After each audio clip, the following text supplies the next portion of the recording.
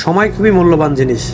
কখনো কি ভেবে দেখেছেন সময়ের মূল্য দিতে না পারলে তার পরিণাম কত ভয়াবহ হতে পারে? চলুন জেনে আসি সময় সম্পর্কে। সময়, এই ছোট্ট শব্দটির গুরুত্ব বোঝা যায় তখন যখন তা ফুরিয়ে যায়। সময় কারোর জন্য অপেক্ষা করে না, তা প্রতিনিয়ত চলে যায় আর আমাদের ফেলে রেখে যায় চরম অনুশোচনার অতলে। সময়ের অপচয় আসলে জীবনের সর্বনাশ ডেকে আনে, যার প্রভাব পড়ে ভবিষ্যতের প্রতিটি পদক্ষেপে, প্রতিটি সিদ্ধান্তে, এমনকি জীবনের স্বপ্নগুলোতেও।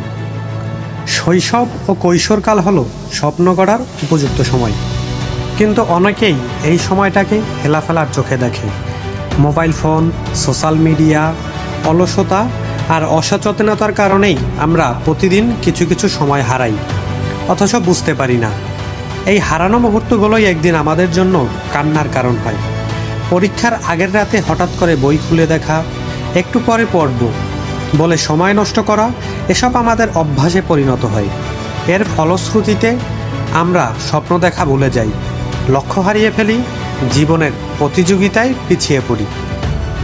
যখন সবাই নিজের জীবনে প্রতিষ্ঠিত হয়ে যায়, তখন সময় নষ্টকারী ব্যক্তি একা দাঁড়িয়ে থাকে, কান্না ভেজা চোখে, অনুশোচনা ভরা হৃদয়ে। কেউ তখন পাশে থাকে না, কারণ সমাজ ব্যর্থতাকে সহজে ক্ষমা করে না। তখন অতীতে ফিরে যেতে চাইলেও আর কোনো পথ খোলা থাকে না।